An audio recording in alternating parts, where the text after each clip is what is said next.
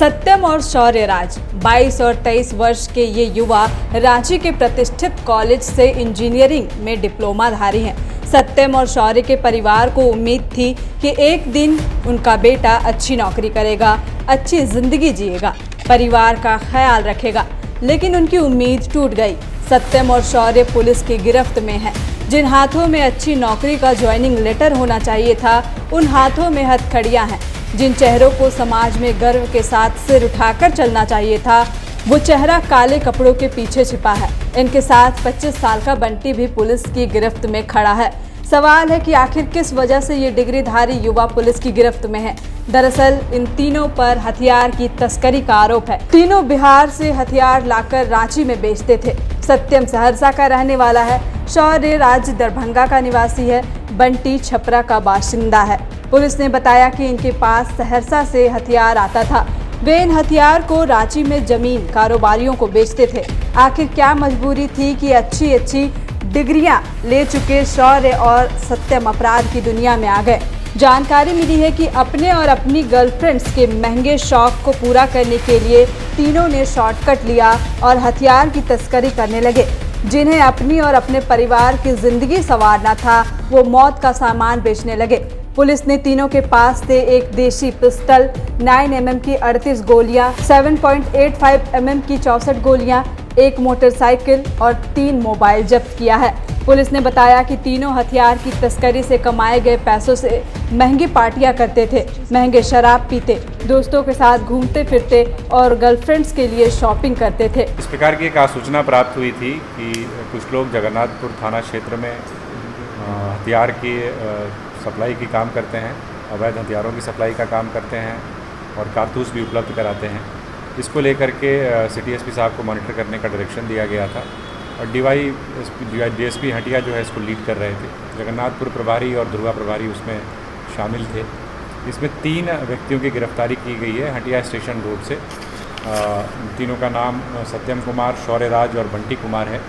ये तीनों बेसिकली ख़ास तौर पे अगर सत्यम कुमार की बात करें तो ये सहरसा का रहने वाला है और यहाँ पर बूटी मोड़ में ये रहता है और इसके द्वारा वहाँ से ही हथियार मंगवाया गया था। जो हथियार आप सामने देख रहे हैं 9 mm की एक पिस्टल है और 2 अन्य व्यक्ति इसके साथ में जो गिरफ्तार हुए हैं, शौर्यराज और बंटी। बेसिकली सत्यम कुमार शौर्यराज और बंटी को हथियार और गोलियाँ देने के लिए आया था और इनसे पूछताछ के दौरान भी यही बात सामने आई है कि बेसिकली सत्यम बिहार से इन अवैध हथियार और गोलियों को लेकर के आता था और इन लोगों को सप्लाई करता था और फिर फर्दर आगे इसकी सप्लाई की जाती थी अवैध तरीके से। इन तीनों व्यक्तियों की गिरफ्तारी की गई है। अगर इनके आपराधिक इतिहास की बात करें तो शौर्यराज और बंटी, सत्यम कुमार को लेकर के अभी हम लोग और इसकी जांच कर रहे हैं कि अगर बिहार में कोई मामला है या नहीं इसके खिलाफ। यहाँ अभी तक कोई मामला नहीं मिला है। शौर्यराज पहले भी 307 के मामले में जेल जा चुका है और बंटी जो है वो आर्म्स एक्ट के मामले में पहले भी एक बार जेल जा चुका है और ये तीनों ही फ़िलहाल रांची में रह रहे थे।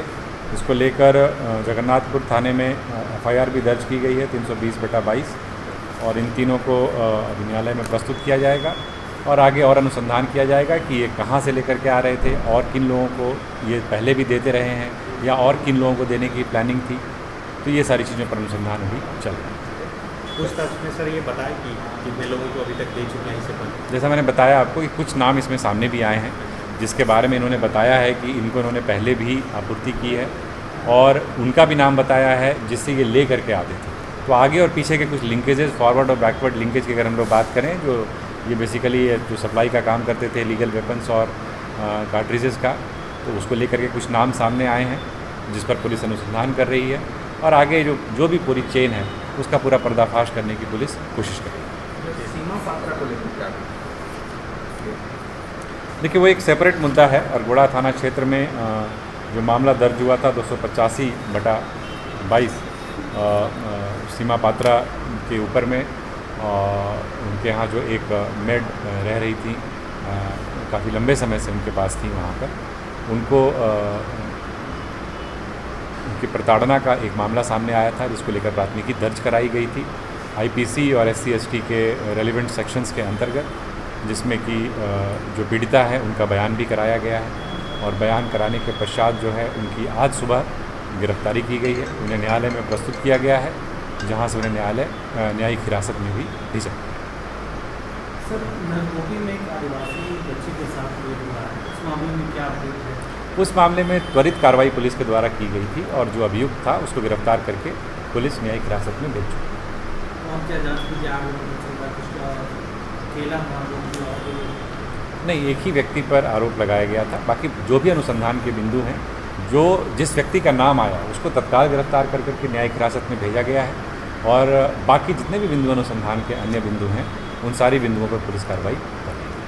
सर, ये पिछले दिनों जो प्रेम प्रकाश के घर से जो हथियार मिला, क्या पुलिस के जांच में कुछ निकल के सामने आया था? ईडी के द्वारा जो भी सीज़र किया गया है उसमें जो भी पुलिसकर्मी इसमें दोषी पाए गए हैं उनके विरुद्ध अनुशासनात्मक कार्रवाई की जा रही है। बाकी ये मामला ईडी के अभी क्षेत्राधिकार में है, ईडी के द्वारा अपने स्तर से जांच की जा रही है। रांची पुलिस के स्तर से मैं यही कहना चाहूँगा कि जिनके द्वारा भी इस प्रकार के गलत तरीके से एक निजी आवास में हथियार रखे गए हैं उनके विरुद्ध। विवेकानंद विद्या मंदिर स्कूल एक CBSE affiliated English medium coed school है। हम शिक्षा के साथ संस्कार देते हैं। thefollowup.in. Like, share, and subscribe. www.thefollowup.in